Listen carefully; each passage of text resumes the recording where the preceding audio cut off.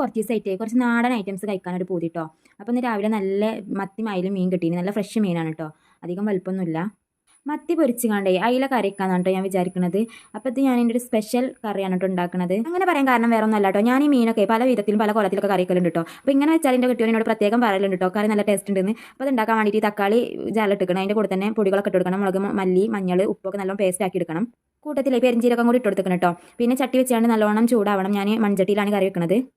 എന്നിട്ട് നല്ല നാടൻ വെളിച്ചെണ്ണ ഒഴിച്ച് കൊടുത്തിട്ട് ഉലുവ ഇട്ട് കൊടുക്കണം കേട്ടോ. അത് പൊട്ടുമ്പോൾ ഒരു പ്രത്യേക സ്മെല്ലാണ് കേട്ടോ. പിന്നെ കുറച്ച് കറിവേപ്പിലയും കൂടി ഇട്ട് കൊടുത്തിട്ട് ചെറുള്ളിയും വെളുത്തുള്ളിയും രണ്ടും ചെറുതായിട്ട് അരിഞ്ഞതാണ് കേട്ടോ. അത് ഇട്ട് കൊടുത്താണ് നല്ലോണം മൂപ്പിച്ചെടുക്കുക. എന്നിട്ട് നമ്മൾ നേരത്തെ പേസ്റ്റാക്കി വെച്ച തക്കാളിൻ്റെ പേസ്റ്റും കൂടി ഒഴിച്ച് കൊടുക്കുക. എന്നിട്ട് അത് നല്ലോണം മിക്സ് ആക്കിയതിന് ശേഷം കുറച്ച് പുളിവെള്ളം കൂടി ഒഴിച്ച് കൊടുക്കണം കേട്ടോ.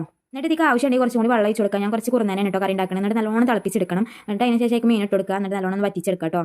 അപ്പോൾ മീനൊക്കെ ഒന്ന് വറ്റി വരുന്ന സമയം കൊണ്ട് നമുക്ക് ഞാൻ പറഞ്ഞ നാടൻ കൂട്ടാൻ ഉണ്ടാക്കിയാലോ. ഇതാണ് കേട്ടോ നമ്മുടെ നാട്ടിൽ പറയുന്ന പടുകൂട്ടാൻ എന്നിട്ട് ഇതിന് പറയാം. നിങ്ങളുടെ നാട്ടിലൊക്കെ എന്താ പറയുക എനിക്കറിയില്ല. പിന്നെ ഇതിക്ക് വായക്ക, പിന്നെ പൂള, ചേമ്പുന്തണ്ട്, പിന്നെ കറുത്ത അതൊക്കെ എന്നിട്ട് എടുത്തിട്ടുള്ളത്. ഈ പടുകൂട്ടാൻ വെക്കുമ്പോൾ തന്നെ എനിക്ക് ഓർമ്മ വരിക എൻ്റെ പ്രഗ്നൻസി ജേണിയാണ് കേട്ടോ. കാരണം ഞാൻ മിഫൂന് പ്രഗ്നൻ്റ് ആയ സമയത്ത് ഏറ്റവും കൂടുതൽ കഴിച്ചിട്ടുണ്ടാവുക ഈ പടുകൂട്ടാൻ, ഈ നാടൻ കൂട്ടാനാണ് കേട്ടോ. ചക്കക്കൂട്ടാൻ, പടുകൂട്ടാൻ, ഇങ്ങനത്തെ ഐറ്റംസ് ഒക്കെ. കാരണം എനിക്ക് ചോറിനോടൊന്നും വലിയ താല്പര്യം ഉണ്ടായില്ല. അതുകൊണ്ട് ഞാൻ ഇങ്ങനത്തെ ഐറ്റംസിനോട് ആണ് കേട്ടോ കൂടുതൽ കഴിച്ചിട്ടുണ്ടായിരുന്നത്.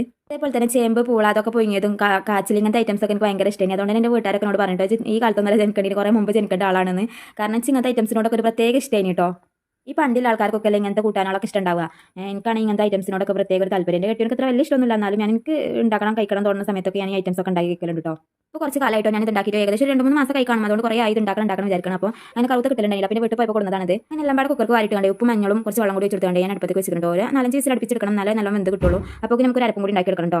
തേങ്ങ, കാന്താരി, ചെറിയ ജീരകം, വെളുത്തുള്ളി, ചെറുള്ളി ഇതൊക്കെ ഇട്ടാണ് നല്ലോണം പേസ്റ്റ് ആക്കി എടുത്തതാണ് കേട്ടോ. പിന്നെ കടുക്, കറിവേപ്പിൻ്റെലൊക്കെ പൊട്ടിച്ചെടുത്താണ്ട് നമ്മൾ വേവിച്ചെടുത്ത സാധനം ഇതിൽ വെച്ചെടുക്കുക, അരപ്പിട്ട് കൊടുക്കുക, നല്ലോണം ഇതാക്കി എടുക്കുക. അപ്പോൾ നമ്മൾ മീനും സെറ്റ് ആയി ആയിക്ക് കറിവേപ്പിൻ്റെയും പച്ചവെളിച്ചെണ്ണ വെച്ചെടുക്കുന്നുണ്ട് കേട്ടോ. അങ്ങനെ എൻ്റെ നാടൻ പടുകൂട്ടാൻ ഇവിടെ സെറ്റ് ആയിക്കണം. അപ്പോൾ ഞാൻ ചോറൊക്കെ കഴിക്കട്ടെ. നമ്മുടെ വീഡിയോ ഇഷ്ടപ്പെട്ടാൽ ലൈക്ക്, സബ്സ്ക്രൈബ്, കമൻറ്റ് ചെയ്യാൻ മറക്കല്ലേ.